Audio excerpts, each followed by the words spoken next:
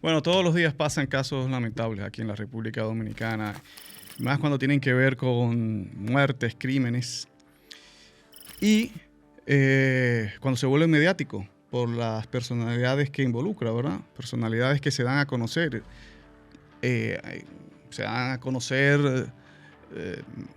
popularmente, ¿no?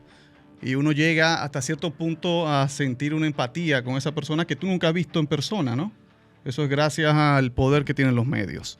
Entonces, cuando uno ve al doctor Nastra llorando en vivo, ¿no? Haciendo ese relato, y uno se identifica como padre también, pues uno le da un sentimiento y una pena. Y ahí es cuando tú dices, wow, pero qué mal estamos, porque estos casos pasan casi a diario en la República Dominicana. Lamentablemente. ¿Verdad? Pero bien. Pero deteniéndonos en esto del doctor Nastra, hay un elemento que hay que analizar, ¿no? Bueno, ya sabemos todo, ya supongo a esta hora ya todo el mundo se ha enterado que el hijo del doctor Nastra está envuelto en un crimen donde hay un joven muerto, ¿no?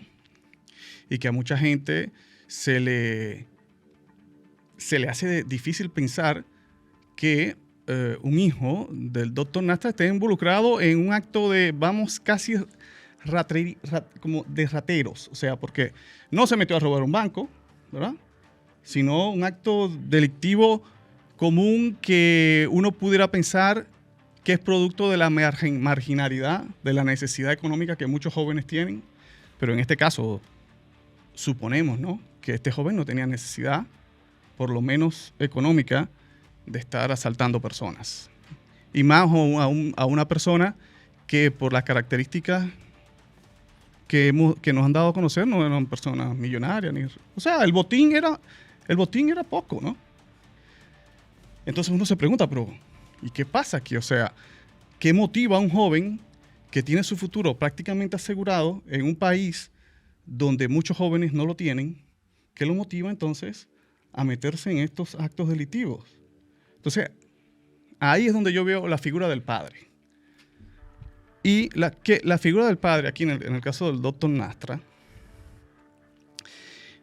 este pana debe tener un dilema moral muy fuerte, porque para la industria que él trabaja, es una industria que hace capitalismo del desastre en el sentido de que promueve una cultura, una apología al crimen organizado, promueve un entretenimiento que se basa en la promiscuidad, en la prostitución.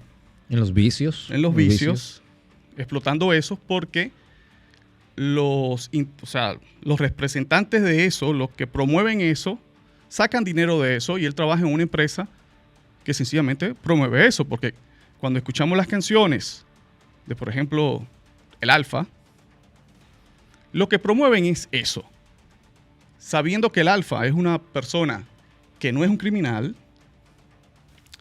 que es una persona organizada, que es un artista y que sabe que lo que está haciendo es sencillamente para ganar dinero, pero en el camino hay unos daños colaterales porque los que consumen ese producto, la mayoría son adolescentes que vienen de sectores populares donde el nivel educacional es poco y se creen la película.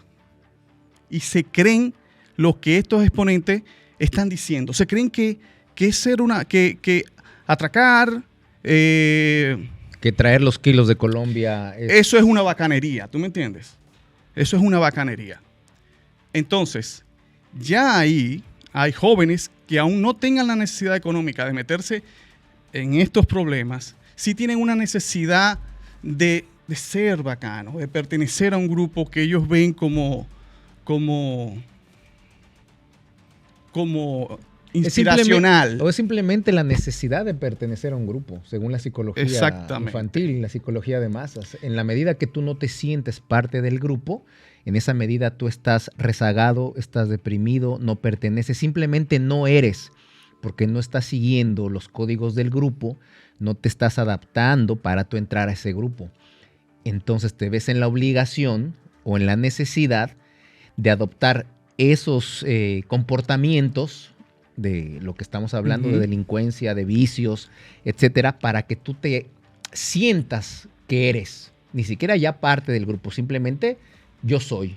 Y eso es algo que está afectando muy gravemente a la sociedad dominicana, especialmente porque puede ser latinoamericana, pero con todo esta música urbana de la que estás hablando, de todos estos artistas que tratan de mandar un mensaje a través de sus canciones, que la mayoría de esos mensajes, como bien lo dices, no son de valores, no son de principios, son simplemente cosas más que tienen que ver con este ámbito de las sustancias prohibidas, de la depravación, del vicio, ¿no? Porque no solamente es el crimen, sino también es lo sexual, que te incitan a tener relaciones sexuales, que te incitan a beber, que te incitan a traer el cigarro de marihuana en la mano, la juca, etcétera, etcétera. Y ya todo eso tiene consecuencias cuando ya se vuelven vicios, cuando ya el adolescente no controla sus propios deseos, sus propias actitudes o comportamientos, y entonces llegas a esto. Tú te preguntabas ahora,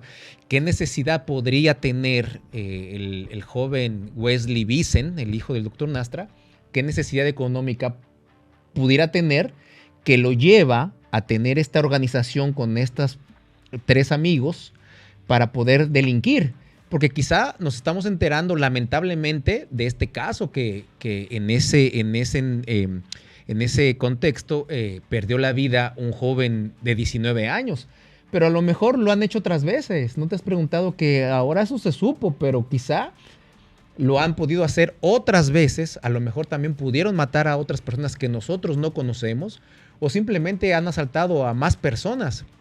Pero ahora, que esto sucedió hace un mes, el 23 de abril, un mes después sale a la luz esto, lamentablemente, lo digo lamentablemente por la familia del jovencito Joshua, que tenía 19 años, que pues obviamente le quitaron la vida, pero hay varias interrogantes en el caso desde mi punto de vista, y hay muchas situaciones que obviamente al ser apenas ayer que se da a conocer la noticia por el mismo doctor Nastra, que hay un elemento que a mí me llama mucho la atención cuando está en su programa o está en la plataforma de Alafoque y empieza a contar la historia y de repente se van lágrimas, pero cuando ya se van lágrimas, se pone una toalla y se cubre la cara y nunca más vuelve a alzar la cara hacia la cámara. Empieza a desahogarse como padre, que dicho sea de paso, yo no lo conozco, no es mi amigo, pero sí soy una persona empática como padre, porque yo soy padre. Y pueda él haber sabido, no pueda él ser cómplice o no, porque si él lo sabía, es una forma de ser cómplice, no lo sabemos y esto se va a ir desarrollando durante las semanas, pero sí quiero de alguna manera darle mi solidaridad como padre, porque me imagino que sentir lo que tú estás sintiendo por tener ese evento con tu hijo debe de ser desastroso. Y en ese sentido, como yo soy muy empático, quiero darle mi solidaridad, porque tampoco es solamente atacarlo con mis cuestionamientos que yo voy a hacer ahora. No solamente es defender a la familia de Joshua, el niño que perdió la vida. Entonces, por eso lo quiero hacer. Entonces, ese momento en el que él empieza a hablar y a desahogarse y a llorar, y al otro lado está Santiago Matías Alafoque, que también simula o hace que también está llorando porque tiene la misma actitud que él, de taparse, de encapucharse y no mostrar la cara. Eso me llama mucho la atención, porque eso no te habla, según la psicología, eso te habla de como de un encubrimiento, de algo que tú estás narrando, de algo que tú ya sabías. No te enteraste en ese momento que tú estabas grabando el video. Ya tú lo sabías días antes u horas antes, porque prepararon las cámaras, vamos a grabar esto porque está sucediendo esto con mi hijo.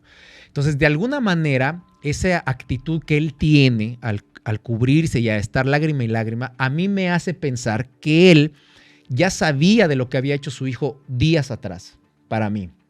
No estoy haciendo, digamos, un análisis policial, ni mucho menos, pero simplemente tengo algo de conocimiento de la psicología. Entonces, a mí me parece que ahí ya él mismo se está delatando. Él mismo sí se está bañando en lágrimas, sí está, pero está como curándose o limpiándose de alguna forma de lo que él ya sabía. Quizá tenía como la cierta seguridad de alguna manera, por decirlo, de que esto que estaba alrededor de su hijo no iba a trascender. Quizá por las conexiones que tiene Santiago Matías con la policía, porque Santiago Matías tiene cierto acercamiento con poderes políticos que lo están cubriendo, que lo están aconsejando, que lo están mimando, que lo están protegiendo, que lo están hasta patrocinando. Recordemos todo esto, lo que ha pasado, el acercamiento con Danilo, el acercamiento con diferentes presidentes y expresidentes de la República Dominicana, porque simplemente, nos guste o no, Santiago Matías sí es un influencer en casi más de 4 millones de personas que tiene su plataforma. Entonces, a lo mejor también esto tiene que ver con la seguridad que tenía el doctor para no decirlo a tiempo. Y ahora que ya la madre de Joshua está exigiendo justicia y que ya los medios electrónicos de información de la República Dominicana se han enterado de esto, pues ya no le quedó de otra más que irse adelante, ¿no? Irse adelante y reconocerlo, como él lo dijo, que él nunca ha apoyado las vagabunderías, nunca ha apoyado la delincuencia, al contrario, siempre ha dicho y ha sido defensor de que cometa un delito, llámese como se le llame, tiene que castigar con el peso de la justicia. Entonces, eso mismo lo dice ahí en su video. Bueno, lo que hay que ver, porque tomando la palabra del doctor, que dice que se acabó de enterar ayer, entonces eso, si es así, de ser así, eso demuestra que tenía una desconexión total con su hijo, ¿no? Claro. Porque estamos hablando de que hace un mes el hijo se vio envuelto en un hecho como este y que su papá ni por enterado, ni nada. O sea, ahí no hay conversaciones entre padre e hijo, ahí no hay un padre pendiente de alguna actitud sospechosa de su hijo, alguna muestra de preocupación de su hijo, porque una persona que comete un hecho así y que se está ocultando, debe mostrar, y más un joven, ¿no? Debe mostrar ciertas actitudes extrañas que a un padre pendiente de su hijo le tiene que llamar la atención. Claro, sospechar, ¿no? ¿Qué pasa con claro. Y aquí entra otro elemento de lo que yo estaba, al principio dije, de estos cuestionamientos. El doctor Nastra en el video decía que él se ha sacrificado mucho, que ha trabajado mucho por darle una buena educación a su hijo. Se refería al colegio porque él decía que ha trabajado fuerte para pagarle un buen colegio. Pero él pierde de vista que la verdadera educación, doctor Nastra, está en la familia. La verdadera educación, lo que te hace ser un ciudadano responsable y un buen hijo y un buen ciudadano, es la educación que dan en la familia. No son los colegios caros, no son los doctorados fuera del país, no son los seminarios que tú puedas tomar, no son esos lo que te hacen un ser humano íntegro, un ciudadano responsable y consciente de tus deberes y de tus responsabilidades. Si ese muchacho hubiera estado bien educado como él lo dice, efectivamente, primero, él no tendría que estar rodeado de gente de ese tipo, o sea, de esa calaña, digamos. Uh-huh. Cuando Alofoque lo entrevista al muchacho vía telefónica, te das cuenta en la forma de hablar, en la forma de expresarse, que ese muchacho no tiene la mínima educación, ni siquiera académica, porque no sabe ni siquiera hablar. Y tiene una arrogancia, tiene una falta de dicción, no y la idea, le preguntan algo, y no hay forma de que tú puedas escuchar a una persona que está en un buen colegio, como dice el doctor Nastra, un colegio caro, que pueda desenvolverse verbalmente. No se nota eso, no se nota en el niño eso. Ya te habla de una falta de educación académica de entrada. Que tú no tengas una buena comunicación con tu hijo diciendo que tú lo amas tanto, parte fundamental del desarrollo de un niño es la comunicación que tiene el padre con el niño, es la confianza que existe entre padre e hijo. Si el doctor Nastra hubiera tenido una educación bien con su hijo, primero se educa con el ejemplo, ¿verdad? Primero se educa con el ejemplo. Lo segundo es que ese muchacho ya es mayor de edad, ya estaba próximo a inscribirse a la universidad. Quiere decir que en esos años previos no hubo una gran comunicación, no hubo una educación de valores y principios por parte del doctor Nastra hacia su niño. Porque debería de existir, si fuera así, la comunicación y la confianza y ver espérame, mi hijo está en malos pasos, mi hijo está llegando muy tarde, mi hijo llega oliendo alcohol, mi hijo llega oliendo a marihuana, mi hijo se me pierde sábado y domingo, está la juca, está etcétera. Ciertos elementos que se supone que tú como padre debes de estar al tanto de ese niño para que tú lo puedas corregir a tiempo, para que no pase esto, para que no se te descarrile. Porque cuando existen de verdad valores y principios fundamentados y sólidos en una familia, en una relación padre-hijo, no suceden este tipo de cosas. Difícilmente puede suceder, porque el niño está educado bajo las condiciones de hacerlo bien hecho, como el doctor Nastra siempre lo ha planteado. Hay que ser trabajador, hay que echar para adelante, ignora las críticas, etcétera, etcétera. Todo lo que él dice. Entonces, de ahí de entrada, para mí ya falla en ese sentido, porque producto de lo que puedan hacer tus hijos a determinada edad, sobre todo a ser mayor de edad, parte de ese comportamiento es del padre y es de la madre. No solamente es una disposición o una decisión del hijo. Bueno, a mí me educaron bien hasta los 17 años y cuando yo soy mayor de edad, entonces me voy a dedicar a hacer lo contrario a lo que me educaron, porque no es verdad. Difícilmente pasa eso, y eso lo dice la psicología. Entonces, aquí me parece que ya esa mala educación familiar y esa mala educación académica ya venía arrastrándose y se refleja en lo que dice el doctor Nastra. Mi hijo no tenía necesidad de hacer ese tipo de cosas porque yo le he tratado de dar todo. Quizá no tenía la necesidad económica, pero tenía quizá la necesidad de llamar la atención de alguien, llamar la atención del papá, llamar la atención de la novia, llamar la atención de la sociedad, porque a lo mejor él estaba vacío. En él había algo que no le estaba fluyendo, que no le estaba haciendo feliz. Y a lo mejor en ese tipo de situaciones que lamentablemente son malas, de tener una organización para ir a asaltar, para matar, etcétera, a lo mejor ahí él encontraba, ¿no?, una identificación de lo que él era con los amigos, porque eso no lo hizo solo. Entonces aquí entran muchos elementos psicológicos que deben de analizarse, porque no es solamente, híjole, pobrecito, es el hijo del doctor Nastra, un influencer que tiene. No es eso, es un ser humano igual que tú, que yo y que los que están allá afuera.